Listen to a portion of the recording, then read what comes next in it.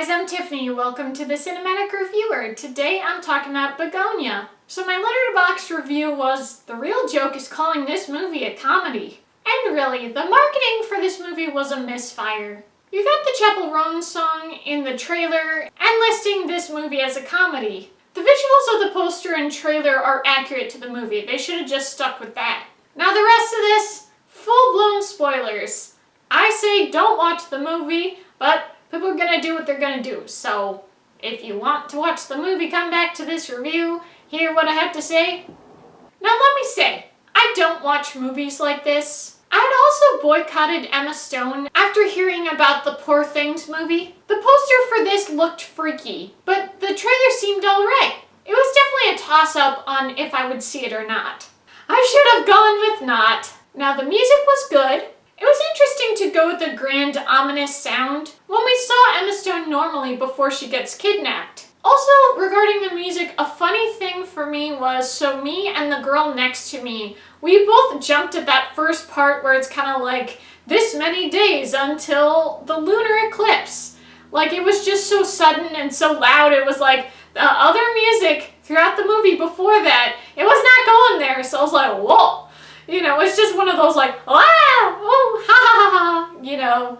It was almost like jump scare with sound. I also thought the acting was good, and it is. It is a watchable movie. It keeps you engaged. You want to see what happens. I was starting to think, hey, maybe I've judged movies like this too harshly. I was wondering if Focus Features could make a good movie that I could watch. Nope, nope, no.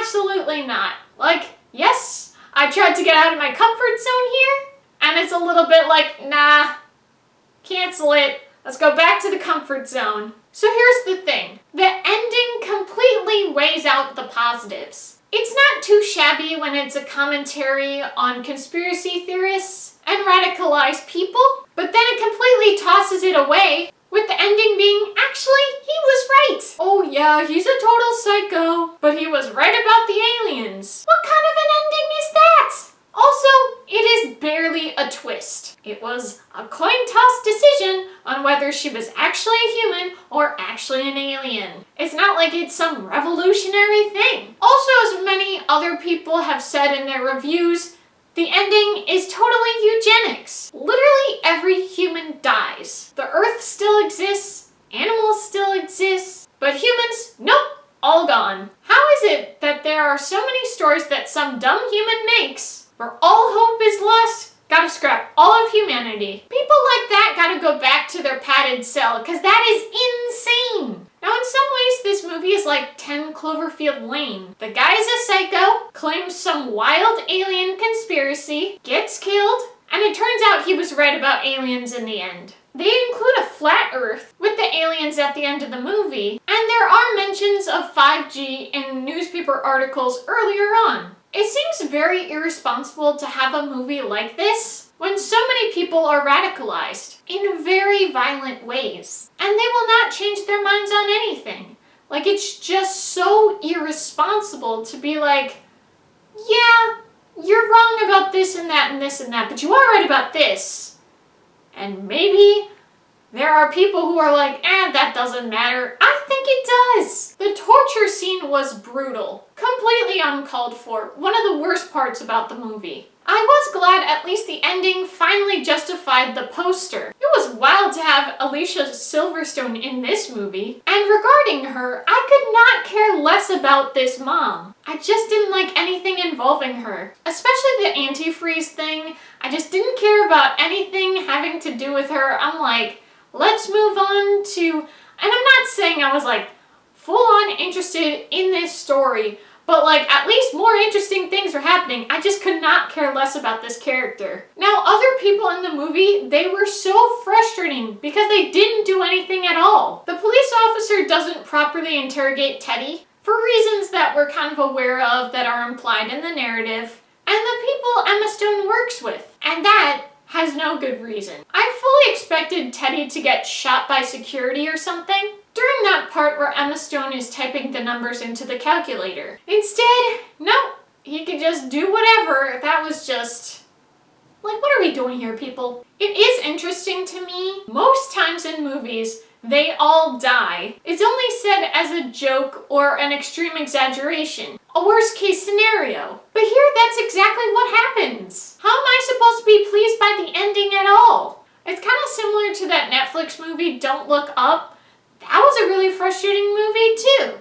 Everybody dies, and even they don't survive. The people that go on that spaceship, go to that planet, they get eaten by the creatures there. So like, how am I supposed to be happy by this? And both this movie, Bugonia, and that movie, Don't Look Up, has to do with a little bit of environmentalism and stuff. Like, what's up with that? It's almost like this narrative is, I don't agree with what's happening on Earth, so let's just cancel humanity. Like, that's insane. Also, that was so obnoxious with so many shots of every human being dead. We get it.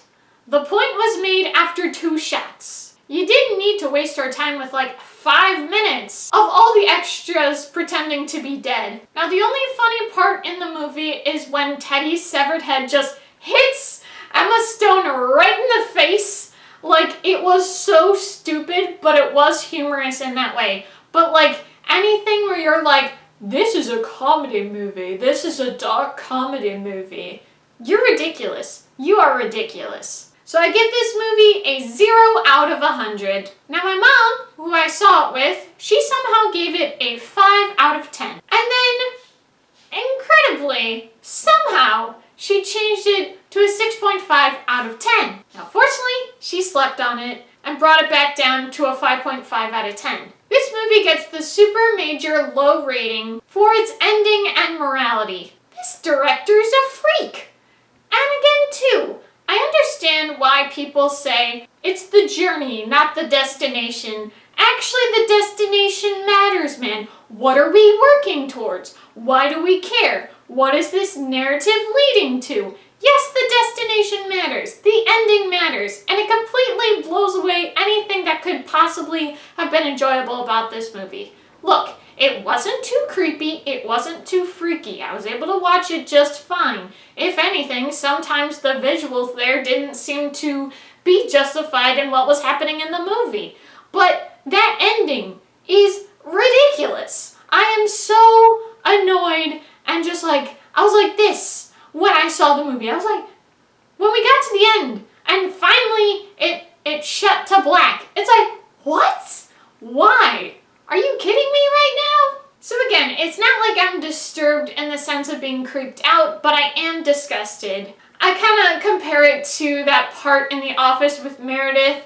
Boo! Weird. Do not recommend the movie. Don't bother watching it. I really don't recommend it. In some ways, it's decently well done. Ending blows everything possibly good up. In a way, you could say, whether it be the cousin or all of humanity, that's what the decision to make it being she's an alien and she ends all of humanity, that's what it does to anything possibly good about this movie. Just, why? Ugh. Now thank you guys so much for watching. I hope you enjoyed. If you did, be sure to give this video a big thumbs up, comment below, and if you liked this video and would like to see more movie content, be sure to hit that subscribe button. See you guys next time. Bye!